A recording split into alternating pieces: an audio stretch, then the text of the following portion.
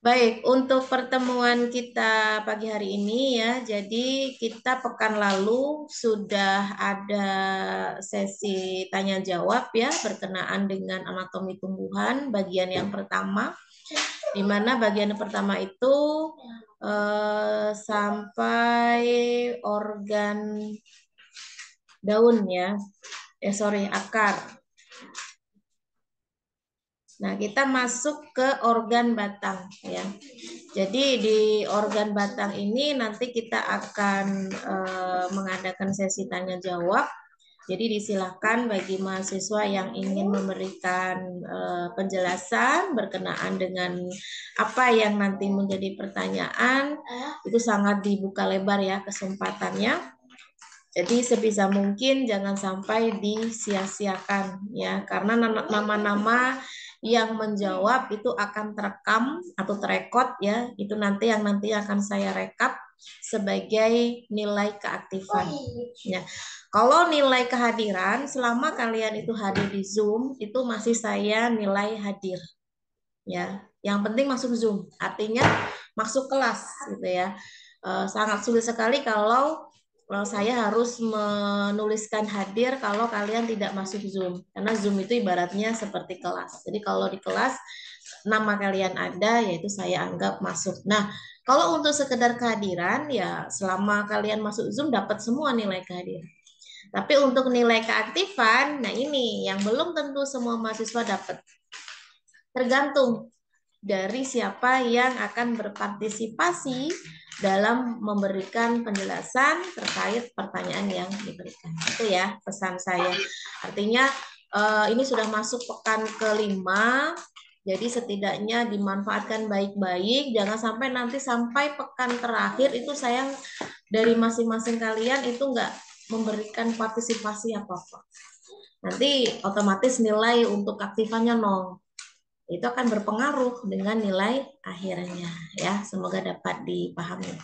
Oke, kita masuk ke bagian organ tumbuhan batang ya. Jadi secara morfologi kemarin sudah ada yang menjawab apa sih fungsi batang begitu ya. Fungsi batang selain yang untuk memperkokoh, menyokong dari tumbuhan tersebut agar tidak mudah tumbang gitu ya, dibantu juga dengan adanya akar, itu akan memperkuat dari kekokohan dari tumbuhan itu. Nah, selain itu juga tumbuhan ini memiliki beberapa penyusun jaringan-jaringan yang mana di dalamnya itu sangat memberikan peran yang mendukung proses pertumbuhan dari tumbuhan itu. Misal untuk proses mengedarkan bahan untuk pembuatan makanan sampai nanti terbentuk makanan atau nutrisi yang nantinya akan diedarkan ke seluruh bagian tubuh dari tanaman, yaitu batang juga sangat berperan. Itu sebagai contohnya. Nah, sekarang secara anatomi ya, di sini untuk batang tentunya disesuaikan dengan jenis tanamannya. Secara umum tanaman itu bisa kita bedakan ada dikotil, ada monokotil.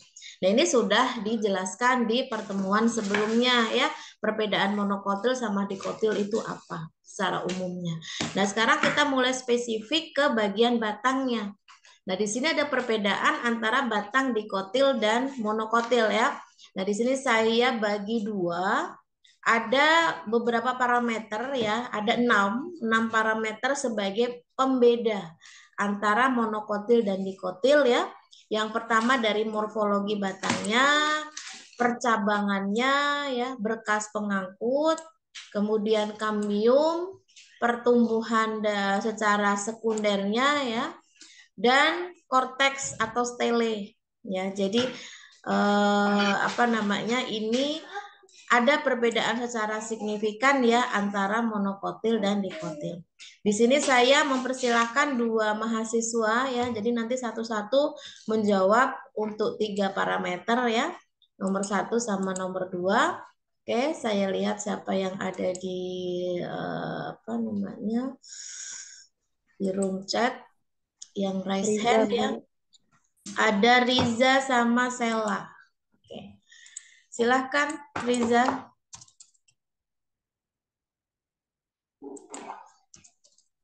Kalau yang monokotil itu morfologi batangnya ukurannya sama. Terus kalau percabangan monokotil tidak ada. Terus berkas pengangkutnya kooperatif tertutup, letaknya berselang-seling. Terus kalau monokotil itu kambiumnya tidak ada kambium, pertumbuhan sekundernya tidak mengalami pertumbuhan sekunder, terus korteks tele atau silinder pusatnya dapat dibedakan.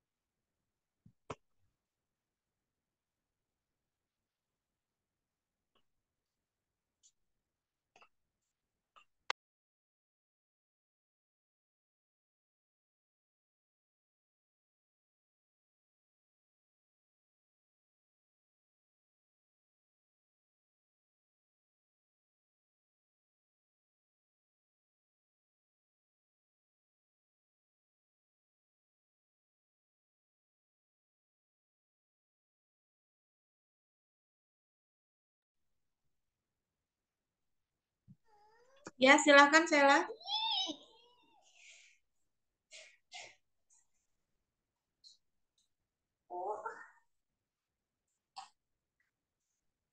Sela masih di ini, di mute. Nah, Yang kedua yaitu dikotil. Untuk perbedaannya, morfologi tumbuhannya, pangkalnya besar, semakin ke ujung semakin kecil. Terus pencabangannya ada, berkas pengangkutnya kolateral terbuka, terus yaitu silem silem yaitu terdapat bagian dalam dan foam terdapat di bagian luar. Untuk kambiumnya itu ada, pertumbuhan sekundernya mengalami pertumbuhan sekunder. Untuk korteks tele itu tidak dapat dibedakan. Cukup, Bu. baik. Kita review bersama ya dari jawaban dua teman tadi, bahwasanya memang ada perbedaan yang signifikan ya antara batang jenis tumbuhan monokotil dan dikotil. Kalau dilihat dari morfologi batang ya, kalau dia itu golongan monokotil, monokotil itu berarti dia berkeping satu ya bijinya. Kalau yang dikotil dia berkeping dua ya. Ini contoh dari tanaman monokotil ini yang dikotil. Dari segi bentuk daunnya pun sudah berbeda ya. Kalau daun pada monokotil dia lebih sejajar ya. Sedangkan kalau yang dikotil itu bervariasi. Jadi ada yang menyirip, ada yang menjari, semua tergantung dari jenis tanamannya apa. Kalau monokotil, batangnya tuh dari pangkal dan sampai ke ujung itu tuh ukurannya sama ya.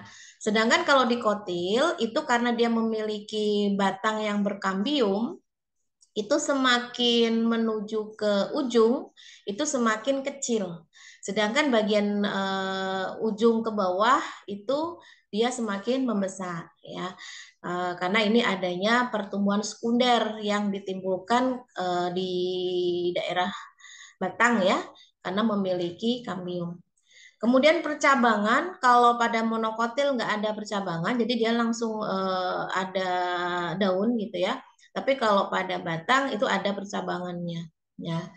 Nah, kalau untuk berkas pengangkut, ini nanti kita secara spesifik ada penjelasannya ya. Apa sih maksudnya kolateral tertutup, apa itu kolateral terbuka gitu ya. Letaknya kok ada yang berselang-seling, ada yang tersebar gitu. Nah, ini secara contohnya dulu ya. Kalau pada monokotil ya, eh, silem sama flom itu kan masuk ke dalam berkas pengangkut ya. Itu dia posisinya kalau pada monokotil itu dia tersebar seperti ini. Nah, yang kecil-kecil ini adalah dari pembuluh angkut ya atau berkas pengangkut. Sedangkan kalau pada dikotil itu dia lebih teratur ya. Jadi ada perbedaan yang signifikan ya antara monokotil dan dikotil. Kambium monokotil tidak ada, otomatis pertumbuhan sekundernya tidak mengalami ya.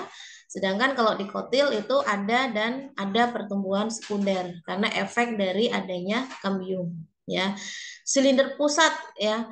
Kalau pada monokotil itu dapat dibedakan jelas ya, kalau di kotil tidak. Nah, nanti kita akan lihat masing-masing dari jaringan penyusun ya, dari luar sampai ke dalam. Nah, ini yang saya sampaikan barusan ya, bahwasannya jaringan penyusun batang dari luar sampai dalam, monokotil dan dikotil tentu ada persamaan juga ada perbedaan. Kalau dari epidermis kita lihat ya, ini permukaan paling luar, ini masih sama ya, susunan selnya kecil-kecil, rapat gitu ya, karena ini sebagai jaringan pelindung dari faktor lingkungan. Korteks ini juga masih sama ya, jadi dia lebih berongga-rongga, ukurannya lebih besar. Endodermis ini juga masih sama. Nah, yang membedakan itu dari perisikel sampai ke dalam. Ya, karena ada berkas pengangkut silem dan flom itu sudah berbeda, kemudian ada tidaknya kambium itu juga sudah berbeda. Jadi secara jelas kita bisa lihat bahwasannya monokotil dan dikotil itu adalah jenis tanaman yang sebetulnya mudah sekali untuk dibedakan, ya, baik secara mikroskopis maupun makroskopis. Kalau makroskopis yang tidak perlu alat bantu, ya kita bisa lihat kalau tanaman tersebut memiliki karakteristik karena tidak memiliki kambium pada monokotil, maka batangnya tidak bisa membesar atau tidak bisa berbentuk kayu seperti itu. Ya, ini secara umumnya. Nah, kita bahas satu persatu. Ya, tadi dari awal ya, ini ada epidermis, ini yang paling luar. Jadi yang pertama kali ini adalah jaringan epidermis. Silahkan siapa yang akan memberikan penjelasan berkenaan apa itu definisi atau pengertian epidermis, karakteristiknya seperti apa, fungsinya seperti apa. Ya, disilahkan bagi mahasiswa, satu mahasiswa di sini sudah ada raise hand. Shirley. Shirley ada? Shirley? Iya, Bu. Oke, mau menjawab untuk yang epidermis? Iya. Silakan. Yang epidermis selnya definisi selnya tersusun rapat dan hanya memiliki satu lapis sel yang memiliki trikomata, jaringan terluar dari tumbuhan dan terkuat yang berfungsi untuk melindungi jaringan di bawahnya. Pada umumnya dilapisi oleh kutikula yang mencegah air keluar dari batang sehingga batang tidak kekurangan air. Sifat sel epidermis mampu bermitosis yang selalu aktif membelah untuk mengimbangi suatu pertumbuhan batang. Pada batang yang mengalami pertumbuhan sekunder, epidermis pecah dan diisi oleh jaringan gabus yang dihasilkan oleh kambium gabus atau velogen. Ada bagian yang tidak terlapis jaringan gabus yang disebut lentisel, tempat pertukaran gas dan penguapan. Gitu, Bu. Baik. Poin-poinnya yang harus dipahami ya, penyusunnya apa saja ya, sesuai dengan urutan dari batang ya. Satu, epidermis. Kedua, pengertiannya. Pengertiannya apa? Jadi epidermis ini merupakan lapisan terluar dari tumbuhan ya. Dia tujuannya atau fungsinya itu sebagai pelindung jaringan-jaringan yang ada di bawahnya yang itu tentunya lebih rentan dari kerusakan gitu ya. Nah, kemudian kalau untuk epidermis ini tergantung dari jenis tanamannya ya. Ada beberapa yang membentuk derivat-derivat yang itu memiliki fungsi yang berbeda-beda ya. Karena pada prinsipnya epidermis ini sel yang aktif membelah ya. Artinya ketika ada kerusakan itu akan beregenerasi. Sama halnya dengan kulit manusia. Kulit manusia itu kan kalau tidak ada epidermis tentu akan mudah sekali rusak ya karena faktor lingkungan.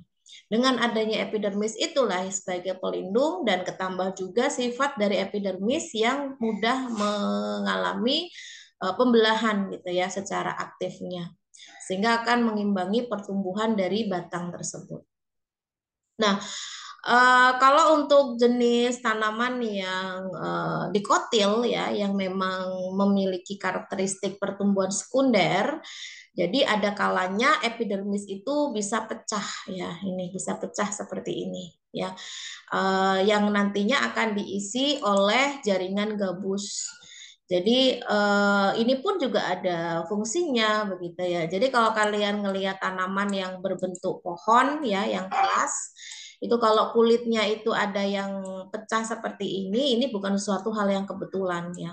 Ini adalah cara tumbuhan untuk melakukan proses evaporasi atau proses penguapan, pertukaran oksigen ya.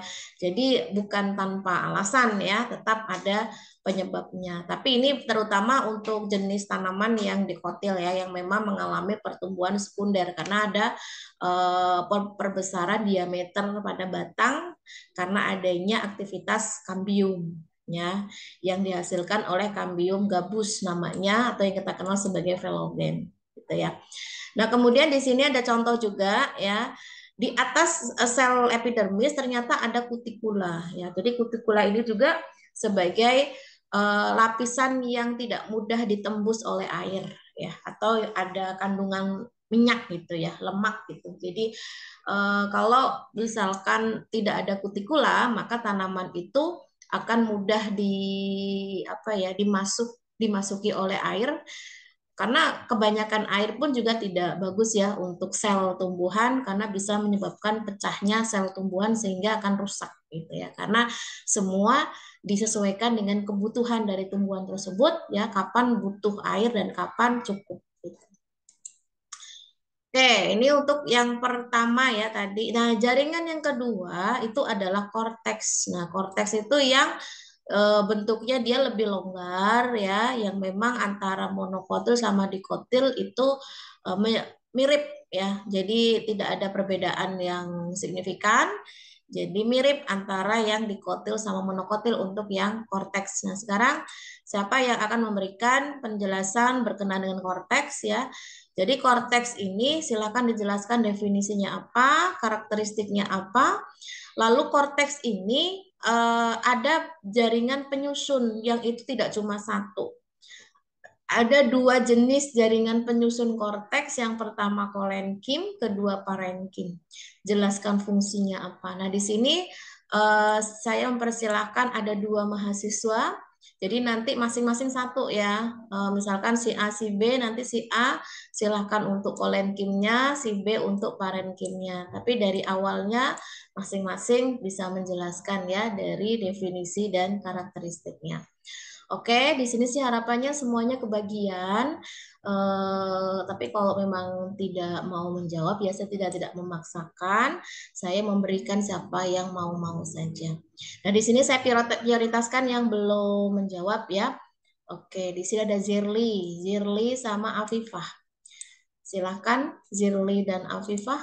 Zirli dulu. Kim ya, Bu ya. Ya. Pertama, definisi dari korteks. Korteks itu terdiri dari korteks luar yang dekat dengan epidermis tersusun atas jaringan kolenkim dan korteks dalam yang tersusun atas jaringan parenkim yang memiliki bentuk tidak beraturan sehingga korteks memiliki banyak ruang antar sel. Nah, dari korteks itu dibagi menjadi dua. Yang pertama itu jaringan kolenkim. Kolenkim itu berasal dari meristem dan dari parenkim yang berfungsi sebagai penguat pada tumbuhan yang muda dan sedang tumbuh dan pada tumbuhan basah. Cukup, Bu. Oke. Kemudian untuk yang kedua, jaringan parenkim, disilahkan. Korteks adalah bagian terdalam dari batang atau akar tumbuhan yang dibatasi di bagian luar oleh epidermis dan di bagian dalam oleh endodermis. Fungsinya sebagai tempat menyimpan cadangan makanan dengan parenkim yang terdiri dari sel-sel hidup yang pada batang berfungsi untuk menyimpan cadangan makanan, jaringan pengangkut, tempat cadangan air, dan tempat menyimpan udara. Cukup, Bu. Oke. Sebentar.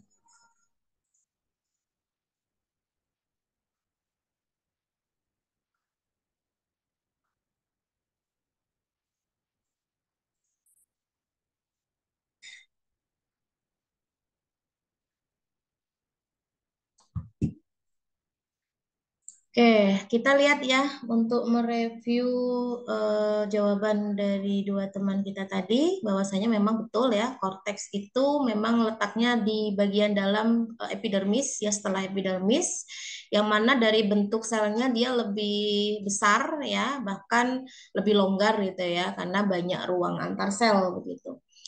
Nah, ini korteks itu terdiri dari dua jaringan penyusunnya. Ada kolenkim, ada parenkim. Ya. Kolenkim itu berasal dari meristem dan dari parenkim yang itu berfungsi sebagai penguat gitu ya. Karena memang ini harus mendukung dari fungsi batang itu sendiri ya. Terutama untuk tanaman yang masih muda ya atau dalam proses pertumbuhan.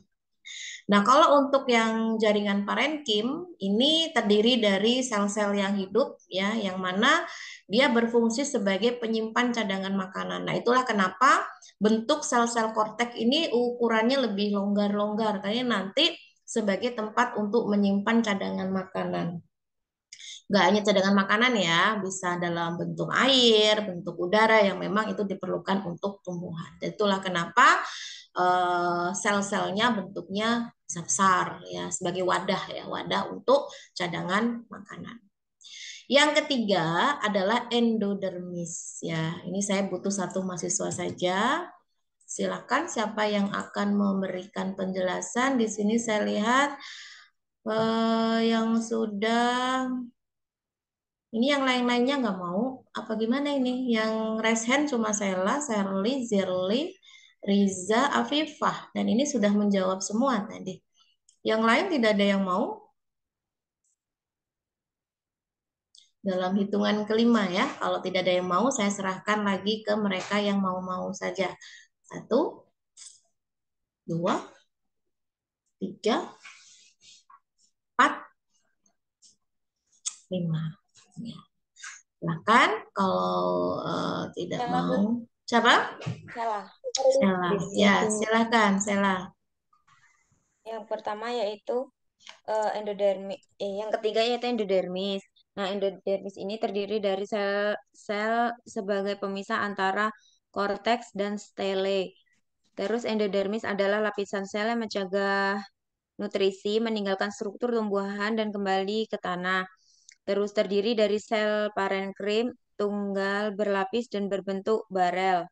Lapisan ini bekerja sama menyerap air dan menyerap nutrisi. Terus pita kapsari berfungsi untuk menghalangi lewatnya cairan yang memiliki celah antara dinding sel. Cukup, Bu. Baik. Endodermis ini bisa dikatakan sebagai pemisah antara luar dan dalam. Ya, jadi kayak dikatakan apa? Bagian epidermis iya, bagian dalam juga iya, ya. Jadi ini sebagai pemisah antara korteks dan bagian tengah atau stele ya. Jadi lapisan ini harapannya bisa menjaga agar nutrisi yang sudah diambil atau yang sudah diserap dari tanah itu tidak keluar lagi. Ya, jadi dia punya pelindung begitu. Nah, kemudian untuk secara apa derivatnya ya, jadi sel-sel endodermis ini juga bisa mengalami penebalan zat gabus ya, yang mana nanti akan membentuk titik pita kaspari ya. Jadi karena fungsinya tadi itu sebagai pelindung ya, agar nutrisi cairan atau apapun itu tidak mudah keluar ya ke bagian stelenya atau bagian dalam selnya ya. Jadi harus ada pita kaspari ini.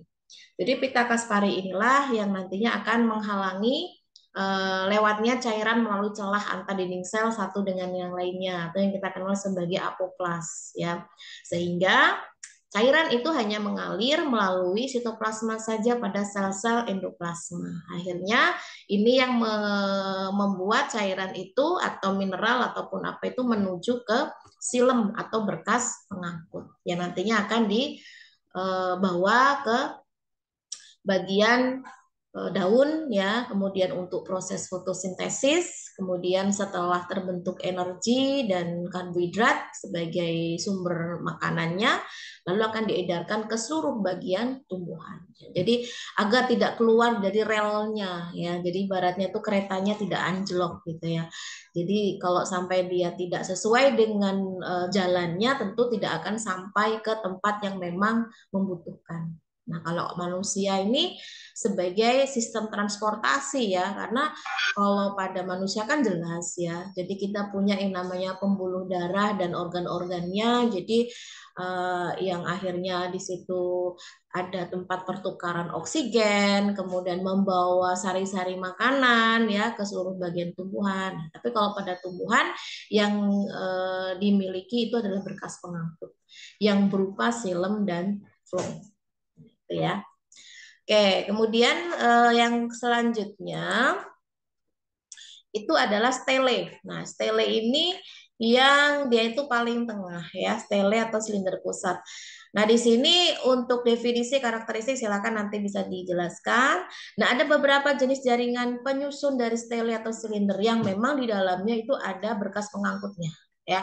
Yang pertama adalah perikambium atau perisikl. Yang kedua adalah berkas pengangkut ya. Jadi nanti dua mahasiswa silahkan menjelaskan masing-masing satu, perisikl karakteristiknya, fungsinya seperti apa, berkas pengangkut itu fungsinya seperti apa, karakteristik seperti apa. Oke, di sini saya lihat siapa yang ini ada Dinda. Dinda ada Dinda? Ada, Bu. Nah, saya tawarkan lagi siapa yang belum pernah menjawab, silakan. Satu lagi. Ini banyak loh, ada Delis, Fitria, ada Khairunisa, Melianti, Monica, Muhammad Kurtobir, Hamad Alfian, Siska, silakan. Mei, Bu. Siapa? Mei. Mei. Oke, silakan. Dari Adinda dulu, silakan Adinda.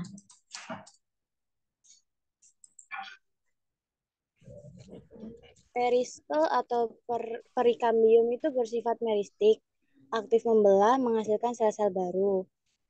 Pada dikotil menyebabkan pertumbuhan sekunder atau pertambahan diameter batang, Bu. Ya. Udah. Ini? Perisikl atau perikambium bersifat meristematik, aktif membelah, menghasilkan sel-sel baru. Pada dikatil menyebabkan pertumbuhan sekunder, pertambahan diameter batang. Yang berkas pengangkut terdiri dari jaringan xilem dan floem. Yang kedua, xilem dan floem terpisah dan berselang-seling yang lebih dikenal dengan tipe radial. Floem pengangkut hasil fotosintesis dari daun ke seluruh bagian tumbuhan. Xilem mengangkut air dan hara mineral dari akar menuju batang dan daun. Udah, Bu.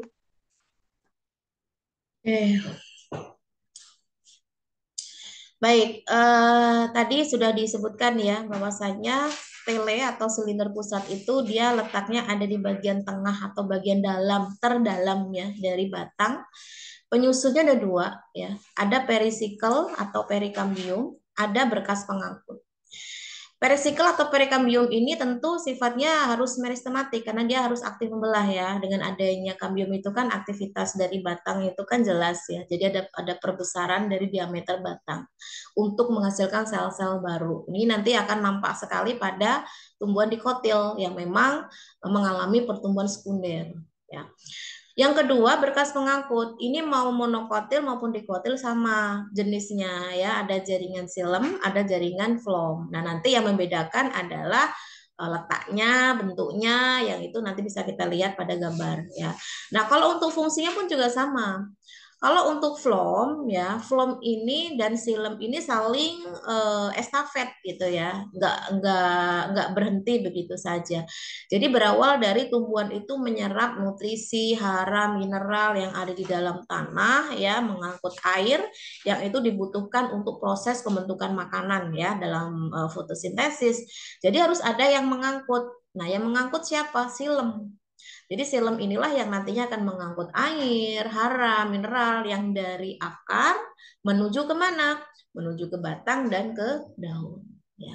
Nah, setelah ada proses pembentukan makanan sampai terbentuk apa namanya nutrisi gitu ya, kan harus diedarkan tuh ke seluruh bagian tumbuhan. Nah, ini akan diteruskan oleh berkas pengangkut phloem. Jadi pengertiannya untuk fungsinya ya, phloem itu adalah salah satu jenis dari berkas pengangkut pada tanaman ya, yang itu mengangkut hasil fotosintesis dari daun, karena di daun kan tempat terjadinya fotosintesis ya, ke seluruh bagian tumbuhan.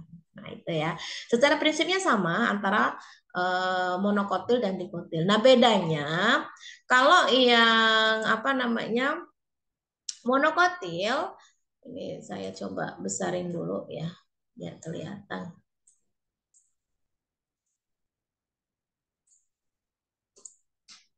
Nah, ini kita bisa lihat di sini ya. Jadi kalau yang monokotil, dia bentuk dari silem phloemnya itu sangat-sangat berbeda ya. Kalau pada monokotil itu dia tersebar. Ya kalau dilihat seperti ini bentuknya kayak choco chip ya. Yang di dalamnya itu ada butiran-butiran seperti ini ya, inilah berkas pengangkutnya. Yang dia lebih kecil ya, ini adalah silem, yang lebih besar ini adalah phloem ya. Begitu pula dengan bagian yang lain, ini silem, ini phloem, ini silem, ini phloem. Tapi dia bentuknya tersebar seperti ini. Tetapi kalau pada dikotil dia lebih tersusun rapi ya. Dan bagian tengahnya ini sama-sama adalah empulur. Ya, ini bagian tengahnya nih. Dikotil dan monokotil tuh punya. Nah, kalau untuk yang dikotil, kita lihat di sini ada perikambium atau kambium ya, karena kan sifatnya dia meristematik ya untuk pelebaran diameter batang.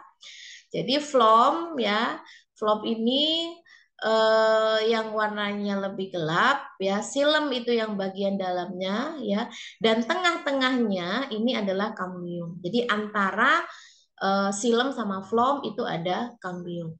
Nah, ini adalah bentuk dari jaringan dikotil ya pada batang. Jadi walaupun memiliki komponen penyusun berkas pengangkut yang sama, tetapi dari segi bentuk dan letaknya berbeda. Ya.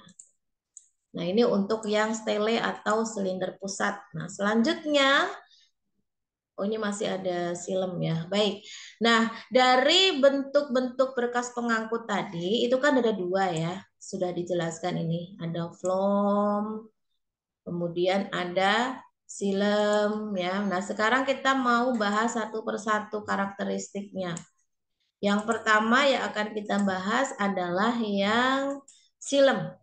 Jadi silem itu tadi sudah dijelaskan pengertiannya apa, fungsinya apa ya, di sini sudah ada. Nah, sekarang kita akan mempelajari terkait bagian-bagian di dalam silem.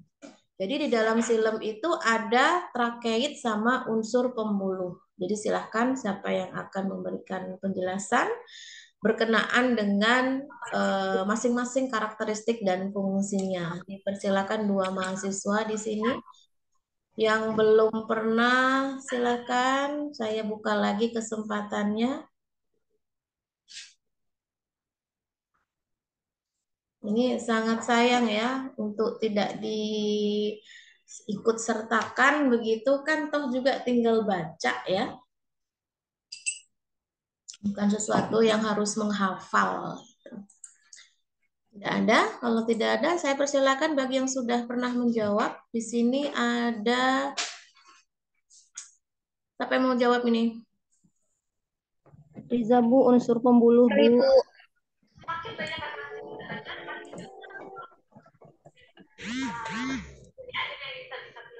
Ada Riza.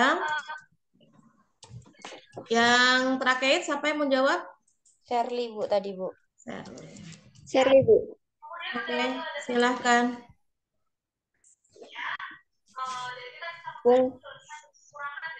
Fungsinya duluan ya Bu ya tadi. Fungsi dari trakait adalah fungsinya sebagai sistem dalam tumbuhan terdiri dari trakait dan serat kayu yang membentuk silem, yaitu jaringan pengangkut yang membawa air, mineral, dan zat-zat lain dari akar ke bagian atas tumbuhan. Karakteristiknya yaitu terdiri dari trakeit dan serat kayu yang terdapat dalam bentuk lapisan-lapisan di dalam kayu tumbuhan, Bu. Oke. Dilanjut yang kedua, unsur pembuluh.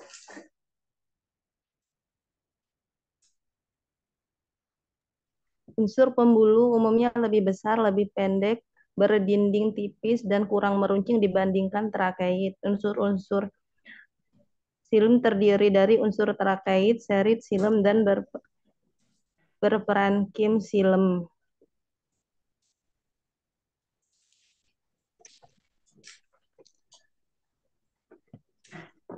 Oke, kita lihat ya di sini jelas sekali perbedaan antara trakeit sama unsur pembuluh meskipun sama-sama itu masuk ke dalam jaringan silem ya karena mendukung dari peran silem itu sendiri.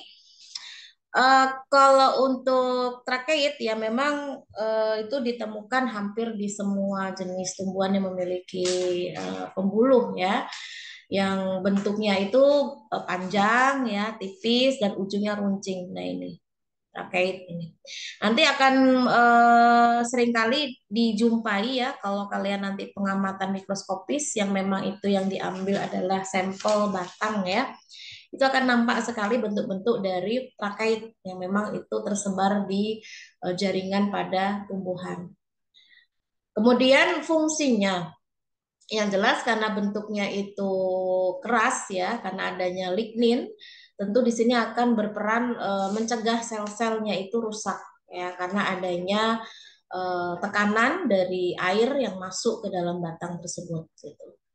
Nah kemudian kalau unsur-unsur pembuluh, nah ini ya, ini bentuknya dia lebih pendek dibandingkan dengan yang trakeit ya. Terus lebih lebar gitu ya. Nah kalau unsur-unsur ini juga banyak ditemukan di sampel yang nantinya dari batang ya. Nah itu juga nanti akan ada semacam butiran-butiran noktah ya pada bagian pembuluhnya.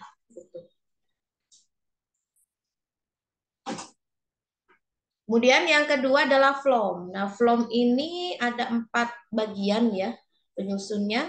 Ada pembuluh, sel pengiring, parenkin phloem, ada serabut phloem. Silahkan, siapa yang akan menjawab? Ibu Shirley mau lagi boleh nggak Bu? Boleh. Bu Shirley mau yang sel pengering. Oke. Riza Bu, parenkin phloem. Baik, tadi yang pengiring itu Shirley. Terus yang apa tadi? Parenkim phloem Riza. Bu, sela pembuluh. Siapa? Sela pembuluh. Sela. Terakhir serabut phloem siapa? Shirley, Bu. Shirley. Oke. Silakan langsung saja dari Sela berurut ya. Sela, Shirley, Riza sama Zirli. Silakan. Ibu, jaringan sama pembuluh. Pembuluh ini merupakan unsur pembuluh yang terdiri dari 2 bentuk. Yang pertama yaitu sel tapis. Sel tapis merupakan sel tunggal yang bentuknya memanjang dengan bidang lapisan terletak di samping atau ujung sel, yaitu pada tumbuhan Pteridophyta dan Gymnospermae. Yang kedua yaitu buluh tapis, terdapat pada Angiospermae, berhubungan dengan sel-sel memanjang yang masing-masing merupakan bagian dari buluh itu dan dihubungkan oleh satu atau lebih bidang tapisan, biasanya terletak di ujung sel. Jumlah bidang tapisan yang terdapat pada tumbuhan berbeda-beda tergantung pada jenis tumbuhannya. Terus dinding sel unsur penyusun pembuluh adalah selulose, yaitu tidak pernah dijumpai penebalan lignin. Cukup, Bu. Oke, dilanjut yang kedua. Sel pengiring, yaitu berupa untayan sel-sel hidup yang mempunyai parenkim serta memiliki nukleus, plastid, dan plasmodesma yang bercabang. Dan sel pengiring berperan dalam proses keluar masuknya zat-zat makanan melalui pembuluh tapis. Cukup, Bu. Oke. Lanjut yang parenkim phloem. Parenkim phloem, sel parenkim ini secara fungsional berintegrasi dengan sel pengiring. Bentuk sel parenkim ini memanjang dan sumbu panjangnya sejajar dengan sumbu jaringan pengangkut. Pada saat phloem masih aktif, sel parenkim ini tidak mengalami penebalan dinding. Kemudian bila phloem itu tidak berfungsi lagi, parenkim ini akan berubah menjadi skelenkrim atau menjadi velogen. Oke. Terakhir, serabut phloem. Serabut phloem terdapat baik pada phloem primer maupun sekunder. Serabut ini segera membentuk dinding sekunder setelah selesai pertumbuhan memanjangnya. Umumnya penebalan itu berupa lignin. Ada yang selulose noktah yang terjadi sederhana. Serabut ini berfungsi sebagai penguat sejak awal atau terjadi dari parenkim phloem setelah sel pembuluh tidak berfungsi lagi. Sekian, Bu.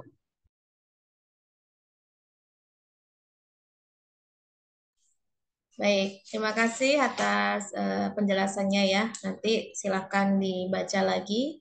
Saya rasa review untuk phloem cukup ya, kita bisa lanjutkan. Untuk berikutnya, penyusun yang nomor 5 itu kambium. Nah, kambium ini silakan dijelaskan definisinya apa, karakteristiknya. Nah, ini ada 2 jenis kambium ya. Ada kambium vaskuler, ada intervaskuler ya.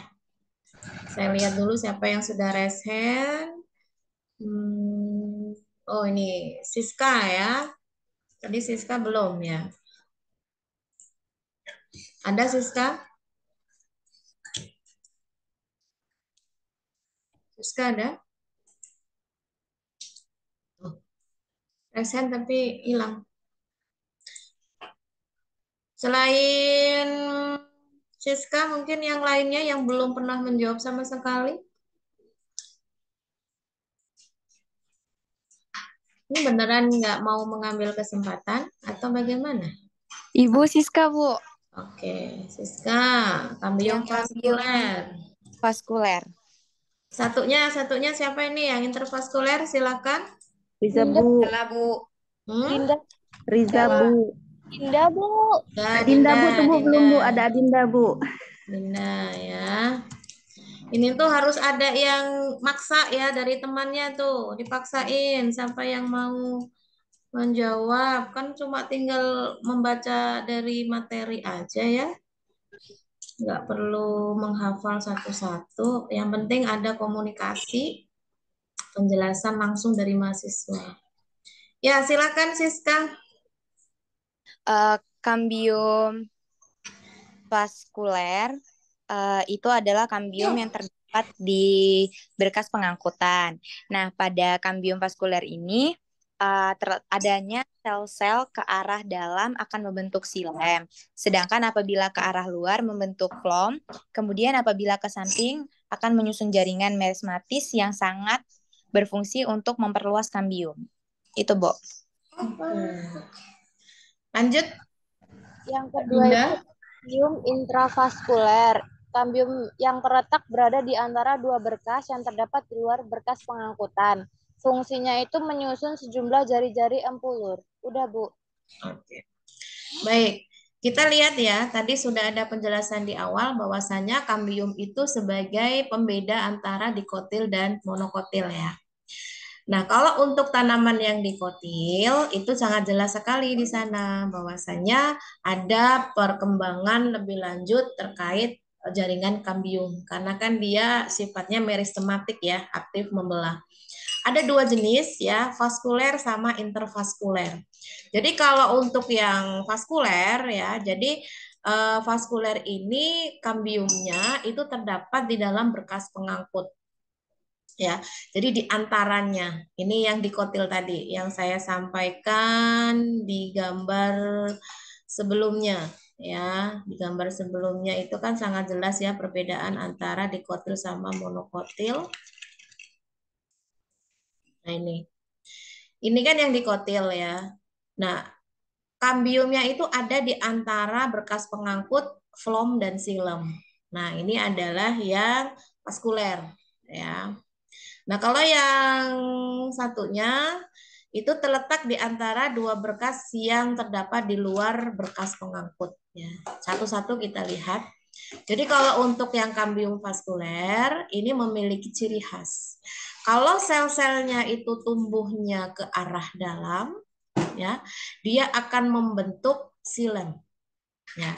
Sedangkan kalau dia pembelahannya ke arah luar, ini dalam ya, ini dalam, ini luar, ini epidermis yang paling luar. Semakin dia ada perkembangan yang menuju ke luar ya, mendekati epidermis, itu membentuk flom. Kalau yang dalam membentuk silem ya.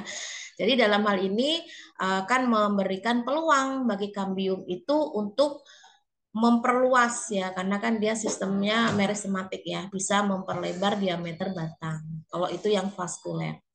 Nah, kalau yang intervaskuler itu kambiumnya terletak di antara dua berkas yang terdapat di luar bekas pengangkut. Jadi dia di luar dari jaringan berkas pengangkut ya. Dan ini fungsinya ke dalam untuk membentuk empulur yang itu ada di bagian tengah dari batang. Ya. Oke, nah yang keenam ini yang terakhir kalau nggak salah pada batang ya. Iya betul ya. Keenam Siska, itu Bu. ada Siska, empulur Bu. ya. Siska belum kan? Bu, Siska, Bu. Bu, ada Tika, Bu. Mau jawab, Bu. Siska. Ya, silakan Siska.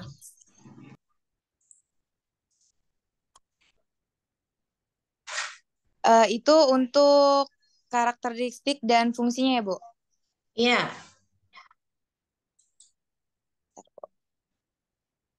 Jadi empulur sendiri itu tersusun dari sel-sel parenkim. Nah, empulur sendiri itu pada batang yang berkayu memiliki anggota empulur yang terletak di sisi dalam jaringan kayu dan merupakan pusat batang. Nah, jaringan empulur muda biasanya berwarna putih atau coklat pucat dan menjadi gelap seiring dengan semakin matangnya jaringan. Pada perkembangannya, kesudahan empulur berupa jaringan lunak, jaringan yang berisi pati. Pati itu contohnya pohon sagu atau ruang kosong. Contohnya itu rumput ataupun bambu.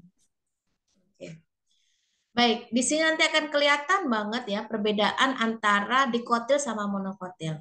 Kalau dikotil jelas karena adanya aktivitas kambium maka dia akan membentuk diameter batang ya. Namun kalau pada monokotil itu enggak. Jadi monokotil itu dia akan membentuk karena tidak ada kambium jadi jaringannya lunak gitu ya.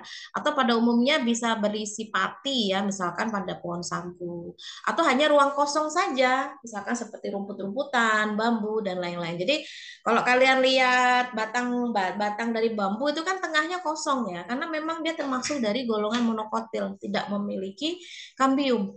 Berbeda dengan pohon mangga, pohon jati yang memang dia tipenya adalah dikotil, yang ada aktivitas kambiumnya. Nah, kalau empulurnya masih muda, itu biasanya warnanya masih cerah ya. Tapi kalau yang sudah tua, itu gelap dia. Makanya kalau untuk pohon-pohon yang di hutan-hutan yang memang kita tidak tahu berapa usianya, itu biasanya kita bisa lihat yang namanya lingkaran tahun. Jadi lingkaran tahun itu kan berselang-seling. Kenapa kok dia bisa berselang-seling? Itu tergantung dari asupan air. Karena di Indonesia ini kan musimnya hanya ada dua ya, musim hujan sama musim kemarau. Jadi nanti ada yang berwarna gelap, terang, gelap, terang. Nah itu cara manual ya, cara tradisional kita untuk menghitung berapa sih usia dari pohon tersebut. Kalau memang kita tidak tahu kapan dia itu tumbuh pertama kali ya. Jadi di hutan yang kita nggak ngerti usia dari tumbuhan itu, kita biasanya ngelihatnya dari lingkaran tahun yang terbentuk. Itu adalah empulurnya yang memang itu ada di bagian tengah dari batangnya. Nah, tapi kalau untuk yang masih muda, kayak gini bentuknya, dia masih agak lunak-lunak gitu, berwarnanya putih. Tapi nanti seiring usia bertambah, ini akan semakin memadat ya, atau semakin matang jaringannya. Tapi kalau untuk yang rumput-rumputan, monokotil, bambu dan lain-lain yang bentuknya monokotil, mau sampai kapanpun tidak akan terbentuk ayu gitu ya. Jadi karena tidak memiliki kambium. Nah, semoga dapat dipahami ya.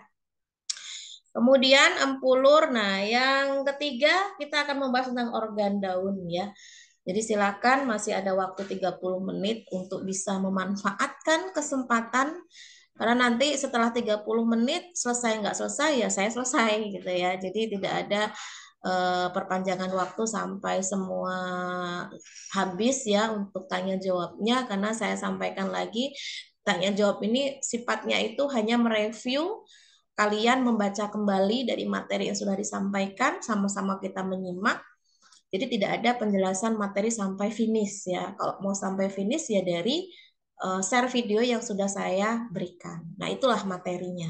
Nah, sekarang silakan dimanfaatkan untuk mereview materi yang sudah kalian peroleh gitu. Baik, yang kedua kita akan membahas tentang daun. Tentu daun sama batang beda ya. Untuk dari segi bentuknya ya beda. Kan morfologi sudah diajarkan ya. Perbedaan dari setiap organ itu sangat nyata sekali antara batang dan daun. Jadi jangan sampai kalian masih belum bisa bedain mana batang, mana daun gitu ya. Ini sangat bahaya nih kalau sampai ada tingkat anak kuliahan atau mahasiswa belum bisa bedain mana daun mana batang. Oke, di sini silakan siapa yang akan menjelaskan Riza, terkait Bu. perbedaan Bu, daun di situ ada Riza, Bu. Fitria Nabila, Bu. dan monokotil. Oke, oh ya, ada yang mau menjawab? Ada Khairunisa, Fitria, Bu. Khairunisa sama Fitri Nabilah.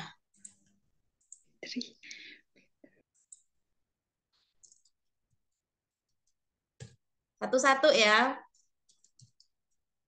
Ibu itu pakai Kak Koirunisa. Oh, salah ya. Oh ya. Oke, silakan. Khairunisa. Ada? Nah, kok hilang? Khairunisa ada? Ada, Bu. Ya, silakan.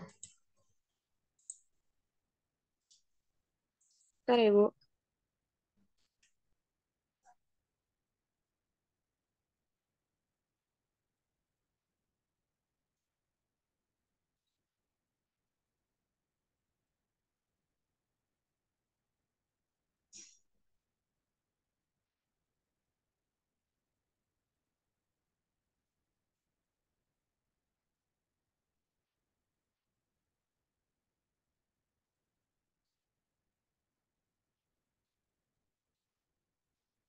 Mana?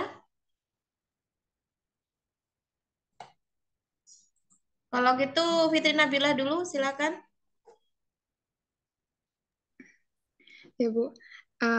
Jenis perbedaan yang pertama, mesofil. Untuk monokotilnya, jaringan mesofil tidak mengalami diferensiasi menjadi jaringan tiang dan jaringan spon. Terdiri sel-sel parenkim dengan kloroplas dan ruang antar sel di antaranya, namun jumlahnya sedikit. Sedangkan untuk jenis perbedaan mesofil dikotil yaitu yang sel-sel mesofil terdiri atas dua tipe, itu jaringan palisade dan jaringan spons. Dan yang B, jaringan mesofil selalu mengandung kloroplas. Sudah, Bu. Oke. Satu lagi yang berkas pengangkut. Ibu kan misalnya lagi kepental. Oh, ya udah. Di situ ada Apipah, Bu, tadi. Riza, Bu. Afifah, silakan. Sebentar, Bu. Afifah ada? Nah, nggak ada. Siapa yang mau? Riza Bu, Riza Bu, Riza. Shirley, Bu. Shirley, Bu. Bu. Shirley, Afifah, Bu. Siska Bu. Ibu itu Afifah ada, Bu. Tapi nggak nyamut. Ya, Riza, silakan. Berkas pengangkut pada monokotil terdiri dari silem dan floem yang terletak tidak teratur. Sedangkan pada dikotil memiliki berkas pembuluh yang terdiri dari silem dan floem yang letaknya teratur. Oke. Baik, ini sangat jelas sekali nanti ya ketika saya tampilkan jaringannya seperti apa. Yang jelas monokotil itu pada prinsipnya itu kayaknya lebih sederhana ya. Kalau di kotil itu lebih kompleks gitu ya. Nah, kalau di daun itu kan ada jaringan mesofil. Nanti kalian bisa baca lebih lanjut ya mesofil itu yang seperti apa. Jadi mesofil itu kalau pada monokotil itu tidak mengalami diferensiasi menjadi jaringan lain. Jaringan lain seperti palisade dan spons ini khas banget pada daun ya. Batang nggak ada, hanya di daun. Kenapa? Karena ini sangat menunjang dalam proses fotosintesis ya. Nah, kemudian kalau di kotil itu mesofilnya bisa berdiferensiasi menjadi dua jaringan itu tadi ya, palisade dan spons. Nah, kemudian kalau untuk monokotil ini terdiri dari sel-sel parenkim dengan kloroplas dan ruang antar sel di antaranya, namun jumlahnya lebih sedikit. Sedangkan kalau pada dikotil itu selalu, karena kan kaitannya dengan fotosintesis ya, jadi harus selalu ada kloroplas yang itu untuk zat hijau daun ya, yang digunakan proses fotosintesis. Itu untuk yang mesofil. Nah, kalau yang berkas pengangkut, ya sama-sama punya silum floem ya, tapi bedanya kalau monokotil itu tersebar, tidak teratur, sedangkan kalau dikotil itu dia letaknya lebih teratur, gitu ya. Nah, ini yang saya sampaikan tadi. Jadi, kalau pada dikotil ya, jaringan mesofilnya itu bisa membentuk jaringan palisade sama jaringan spons. Kenapa dikatakan jaringan palisade? Karena dia bentuknya kayak pagar, kayak tiang nih. Ya, yang panjang-panjang ini adalah jaringan palisade. Sedangkan yang bentuk rongga-rongga bulat-bulat seperti ini, seperti spons ya, itu adalah jaringan spons. Ya, ini berperan penting nantinya dalam proses fotosintesis. Sedangkan kalau pada monokotil, mesofilnya nggak kelihatan, nggak ada jaringan palisade, nggak ada jaringan spons. Tapi sepanjang ini adalah mesofil. Ya.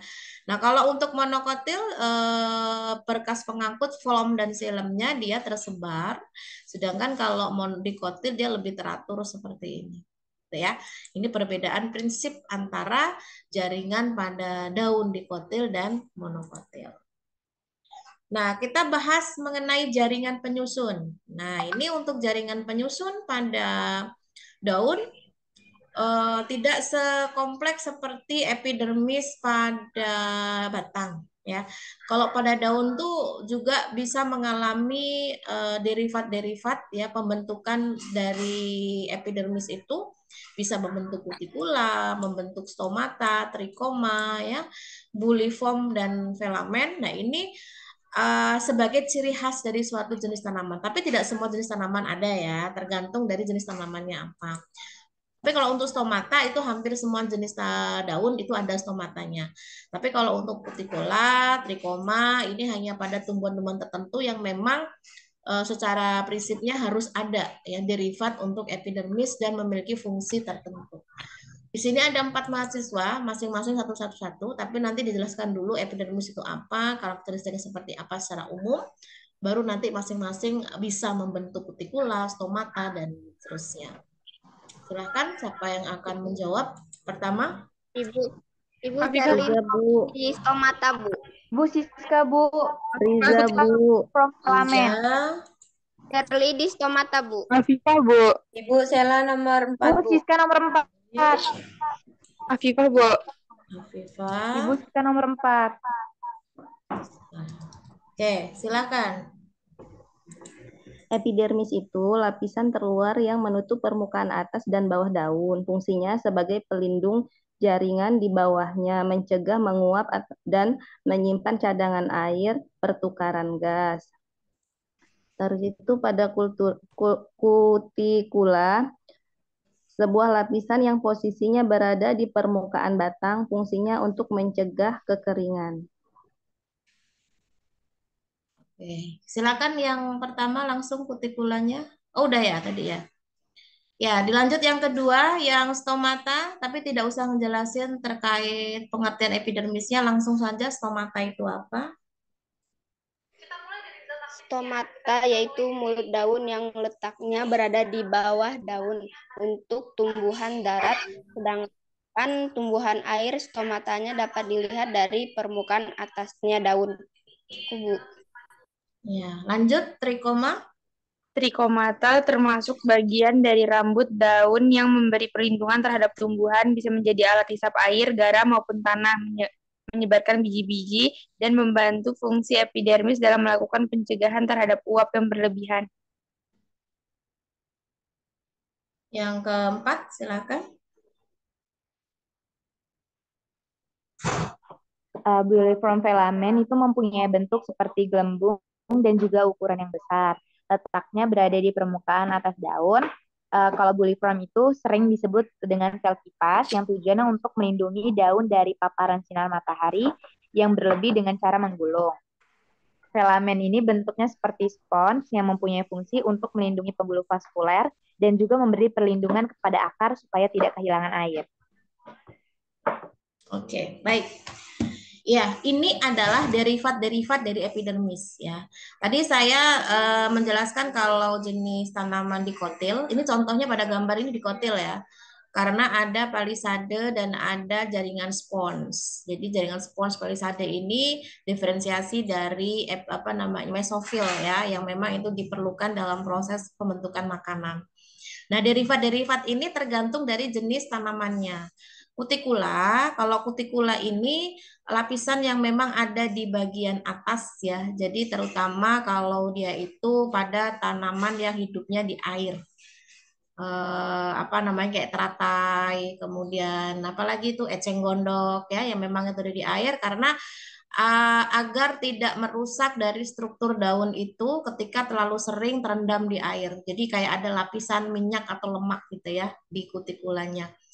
Nah, kemudian ini itu juga mencegah terjadinya kekeringan. Ini terutama untuk jenis tanaman yang berair ya, karena mereka terbiasa hidup di air. Jadi kalau sampai kemarau itu sangat mengganggu dalam segi metabolismenya gitu.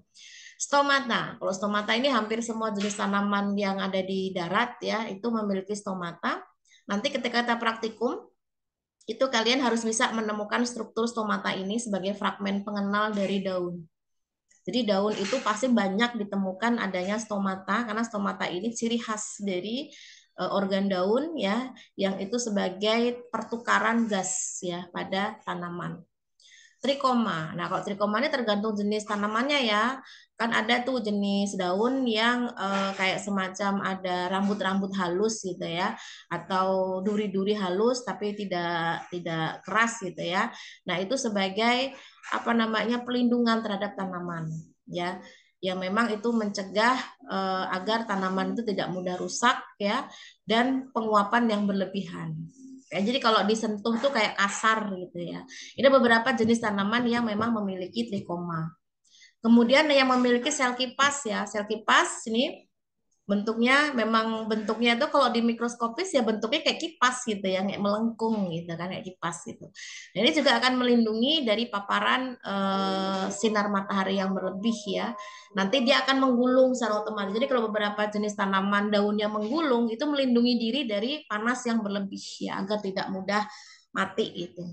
Kalau yang filamen, ini bentuk filamen ya. Ini seperti spons bentuknya berongga-rongga. Jadi dia sebagai pelindung untuk akar. Ini kalau kalian sering jumpai pada anggrek ya, agar dia itu tidak kehilangan banyak air. Gitu. Ini merupakan derivat-derivat dari jaringan epidermis. Ya. Oke, sebentar kita dengarkan azan dulu ya.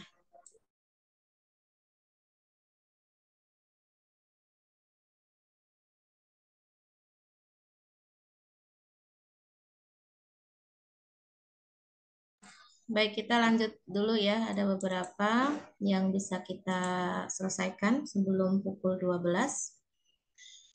Tadi yang pertama adalah jaringan epidermis ya, beserta dengan derivatnya. Sekarang yang kedua itu jaringan mesofil. Mesofil ini kalau pada tumbuhan dikotil ya, itu ada jaringan palisade sama jaringan spons. Silakan, siapa Ibu yang Sela, akan Bu. menjawab? Jaringan Siska, Bu. palisade, Siska, Bu. Bu. Ibu. Riza, Bu. Sela, Bu. Bentar, saya lihat yang belum sama sekali ya. Siapa tahu ada yang raise hand. Oh, tetap tidak ada. Ternyata konsisten ya. Sela, Bu. Palisade. Sela. Terus? Riza, Bu. Riza. Siska. Ini tadi yang belum Siska, beberapa Bu. kali, yang masih berapa kali siapa tadi? Siska, Bu. Ibu. Siska, Bu. Fitria, Bu. Afifah tadi, Afifah Bu, mau ada jawab? Fitria, Bu. Ada Fitria itu, Bu, mau jawab. Mana? Fitri Nabila ada? Ya, Bu. Oke. Silakan untuk yang Sela, yang jaringan palisade. Baik, Bu. Jaringan mesofil ini mesofil sendiri terbagi menjadi dua bagian, yaitu jaringan polisade dan jaringan bunga karang. Yang pertama yaitu jaringan palisade. Jaringan ini bentuknya seperti jaringan pagar, mempunyai sel-sel yang disusun secara rapat. Tujuannya yaitu untuk memisahkan bagian jaringan dan juga bagian spons yang terdapat di dalam jaringan suatu tumbuhan. Fungsinya berfungsi dalam proses fotosintesis. Cukup, Bu.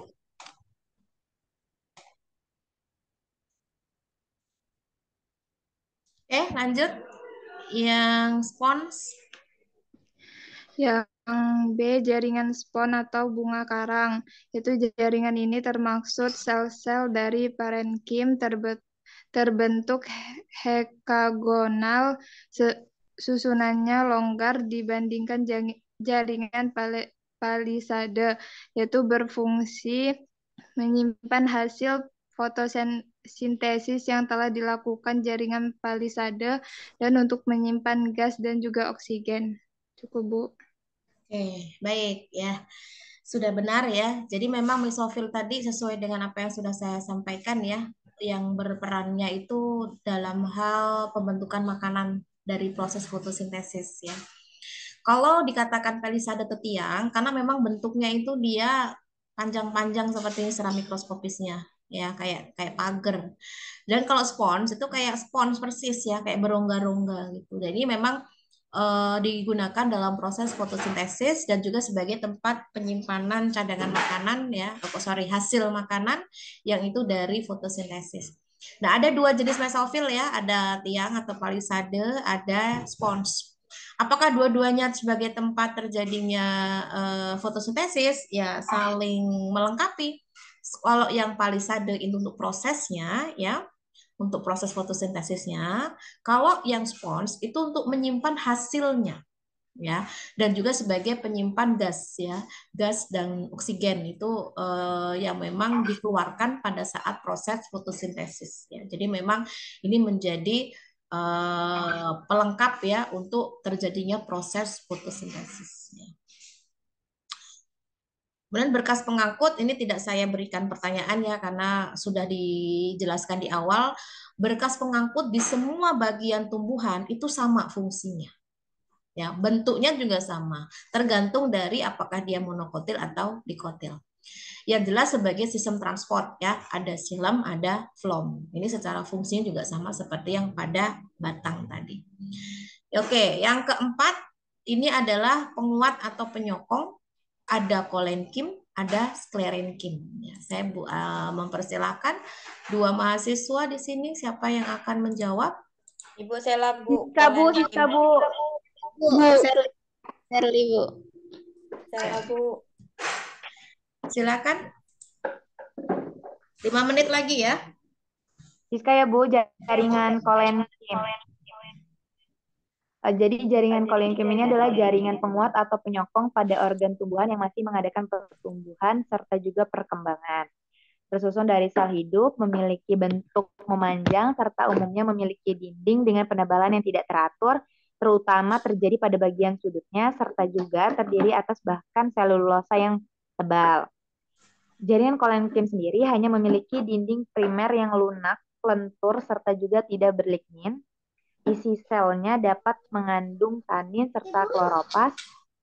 Kolenkim sendiri dapat ditemukan pada batang, daun, bunga, serta buah, bahkan juga akar yang terkena sinar.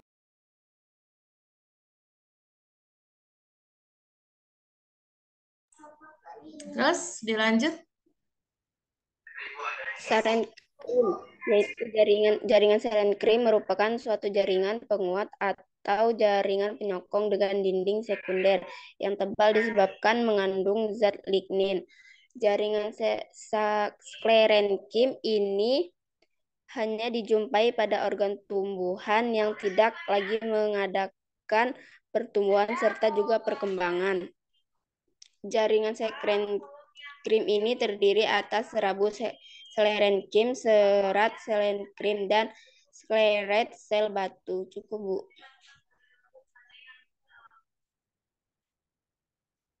Di sesi anatomi. Nanti sisanya silakan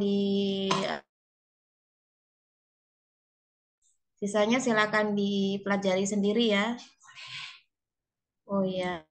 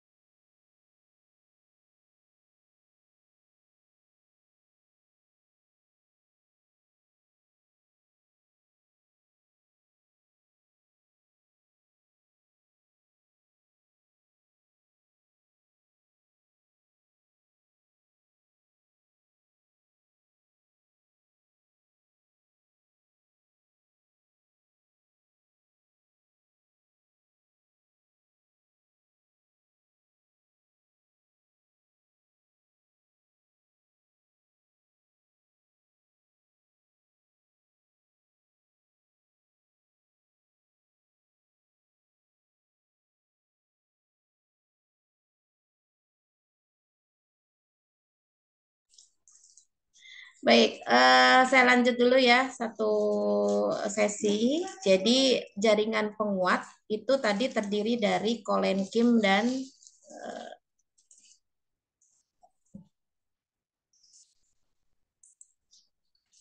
sklerenkim ya. Kalau untuk yang kolenkim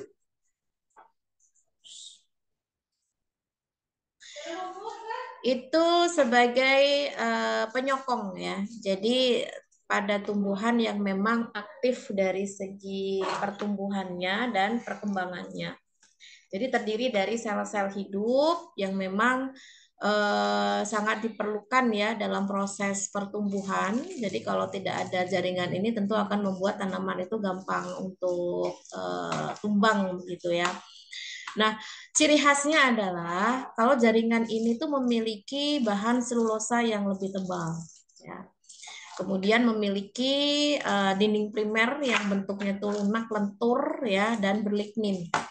Jadi kalau dilihat ini paling banyak ya ditemukan itu pada batang, daun, bunga, buah juga ada ya dan akar hampir di semua bagian dari organ tanaman ya. Kalau untuk pada jaringan kolenkim. Nah, untuk bentuk-bentuknya itu tergantung dari jenisnya ya, apakah dia kolenkim anguler, kolenkim lamelar ya, kolenkim anular atau kolenkim lakunar ya. Semua bentuknya tuh sesuai dengan bentuk sel-sel penyusunnya. ya. Ini nanti silahkan dibaca sendiri. Yang kedua ada sklerenkim. Nah, kalau sklerenkim memang sama-sama sebagai penguat ya atau jaringan penyokong. Namun bedanya kalau sel sklerenkim itu tidak pada sel yang mengalami perkembangan atau pertumbuhan lagi. Jadi sudah berhenti gitu ya. Beda dengan yang kolenkim tadi yang masih aktif membelah.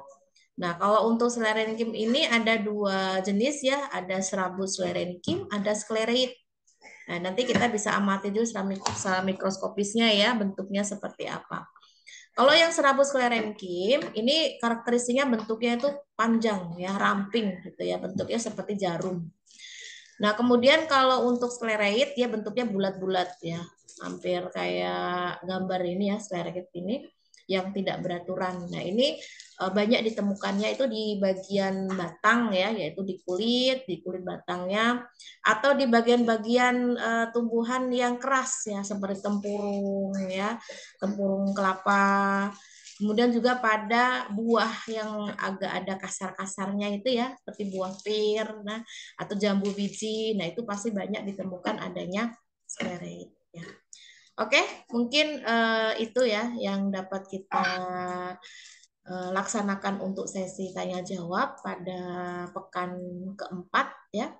Harapannya sih kalian bisa memahami dari setiap apa yang sudah disampaikan, setiap pertanyaan, karena sebetulnya itu semua menjadi clue gitu ya, clue soal-soal yang nantinya akan dikeluarkan pada saat ujian. Itu harapannya juga bagi yang aktif untuk memberikan penjelasan ya, paling tidak kalau tidak langsung hafal pada saat ini karena itu membutuhkan waktu dan proses ya, paling tidak pernah, karena saya pengen tuh mahasiswa itu apa ya, literasinya itu ditingkatkan gitu ya. Jadi yang namanya belajar itu kalau kita niatin belajar hari itu, hanya hari itu ya, apalagi pakai sistem SKS ya, sistem kebut semalam, itu sangat tidak maksimal. Tapi belajar yang tidak disadari, maksudnya apa? Dengan setiap hari kita cukup membaca saja ya, udah lewat. Besok lagi membaca saja, lewat. Begitu terusnya, itu akan termemori di otak kita gitu ya. Secara tidak sadar itu ya, ternyata kita ini belajar.